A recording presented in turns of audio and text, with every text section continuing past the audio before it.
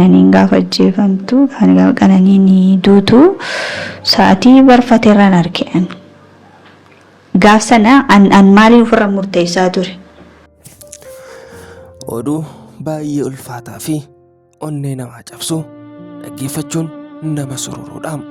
Gaazexeessituu Sabboontuu Ahimad gaa'ela koo irratti rakkoo hedduutu na mudate jetti. Guyyaa cidhaatii jalqabee haga guyyaan isa waliin mana keessa jiraadhutti rakkinoota hedduutu na mudachaa ture jetti. Har'a garuu akka qoosaatti gaa'ela kiyya dhabeen jira. Mucaa kiyya qofaa kiyyan guddifachaa jira jettee toora sooshaal miidiyaa Fuguk poodkaastii ofii isheetiin jalqabde irratti akkas jechuun dubbatte. Ani guyyaa gaafan cidha dhaabbachaa jiru miirri maatii kooti, miirri maatii kansaallee gaarii hin turre jetti.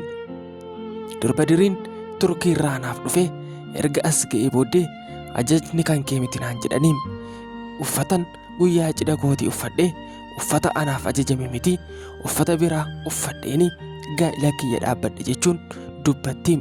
Garuu guyyaa sana akka nama gammachuu qabuuttiin kolfee namoota cidha kiyya irratti hirmaatanii wajjin guyyaa hedduu ulfaataa dabarse jetti. Garuu maatiin gurbaa an wajjin gaa'ela dhaabbadhee akka inni gaa'ela dhaabbachaa jiru cidhi kan eenyudha jedhanii wal gaafatu turan jetti. Inni cal jedhee gaa'elatti seene malee akkamittiin gaa'ela dhaabbatu, nama akkamii wajjin gaa'ela dhaabbatu, gaafan gaa'ela dhaabbadhu waan akkamiin godha jedhee nama takkaayyuu yaadu miti jetti. Baay'ee soba jetti. Garuu wanti isheen jette wanti baay'ee garaa nama nyaatu keessa namni wajjin jiraachaa ture manatti nama biraadha, alatti immoo nama biraadha, nama lamaa wajjinan jiraachaa ture jetti. Inni nama tokko garuu amalli isaa lama jetti. Mana keessatti jireenyi isaa wajjin jiraadhu kan biraadha, alatti garuu inni nama kan biraadha jettee dubbatti. Yeroo ammaa kana gaazexeessituu Sabboontuu Ahimad gaa'elli ishee addaan diigameera. Wal fuudhanis turtii baay'ee wajjin hin turre jedhu. Poodkaastii kanarratti kan isheen haasoftes erga gargar ba'anii waggaa 2 booddee akka dubbatteedha kan dhaga'amaa jiru. Garuu yeroo ammaa kanatti gaazexeessituu Sabboontuu Ahimad maaliif gama sooshaal miidiyaatiin waan kana dubbatte jedhanii namoonni baay'een qeeqa garaagaraa irratti kaasuudhaan argamu. Garuu gaazexeessituun kun miidiyaa afaan Oromoo keessatti keessumaa gama waliif TV dabalatee FIB dabalatee miidiyaa hawaasaa irratti dubartii jaallatamummaa qabduu fi uummanni Oromoo marti sagalee ishee dhaggeeffachuuf hedduu hawwu turte. Garuu sababoota hin beekamne nama isheef hin taanetti erga heerumtee booddee gaa'ela erga dhaabdee booddee gaa'elli ishee diigachuudhaan rakkoo amaa keessaa akka galteetu dhaga'amaa jira. Namoonni baay'een akka dubbachaa jiranitti gaazexeessituun kun rakkoo ishee irra ga'e kana mootummaatti iyyata galchachuu qabdi jechuun dubbatu. Akka dubbachaa jiranitti doorsisni garaagaraa irra akka ga'aa jirutu dhaga'amaa jira. Garuu gaazexeessituun kun nama kanarratti miidhaa addaa hin geessine. Gaafa qananiin duutu anis du'atu na eeggata yookiin anis lubbuu kootti murteessuu irra jedheen gaa'ela kana hiikee adda ba'e jetti. Garuu wanti hedduu nama gaddisiisu jireenyi gaazexeessituun kun kanaan dura dabarsaa turte jireenya hedduu namatti toluu fi miidiyaa hawaasaa irratti loqoda isheetiin namni baay'een ishee daawwachuuf kan hawwu ture. Garuu yeroo ammaa gaazexeessituun kun gaa'elli kiyya anaaf hin milkoofne, gaa'elli kiyya sababa anaaf milkaa'uu dideef immoo jiraachuudhaaf an nama milkooftuu ta'uu qaba jedheen qofaa kiyya tattaafachaa jira. yuutuubii poodkaastii Fuguk poodkaastii jedhuunis qabattee gara uummataatti fuula haaraadhaan deebitee jirti. Poodkaastii kanarrattis dubbannaa isheen gidduu kana dubbachaa jirtuun namoonni baay'een gaa'elli ishee diigamu akka malee dararamaa jiraachuu hubatanii fi karaa garaagaraa sagalee ta'uuf irratti argamu. Namoonni baay'een abbaa warraa ishee wajjin kan gargar baate rakkoo mataa isheetii ta'uu danda'a. Garuu immoo toora sooshaal miidiyaa irratti baatee dubbachuu hin qabdu, callistee dhiyeessuu qabdi kan jedhan hedduun namoota yaada isaanii barreessuu irratti argamu.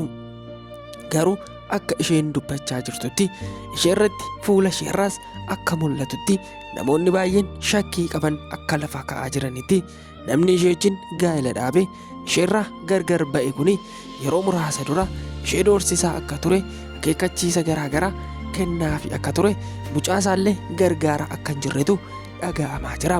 Kanaaf jettee lubbuu kootiif itti gaafatamummaa yoon waa ta'e isatu itti gaafatama jechuurraa gaa'elli ishee akka diiggate yookiin rakkoo hamaa keessa akka jirtu baatee dubbatte.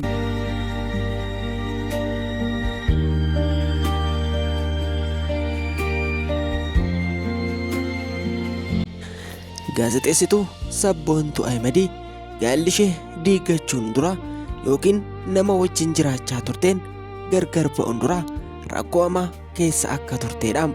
Namni isheen wajjin jiraachaa turte nama baay'ee ishee sobuu fi mana keessatti waan biraa nama fakkaatu bakkee gaafa ba'u immoo nama biraa nama ture wajjinan jiraachaa ture jetti.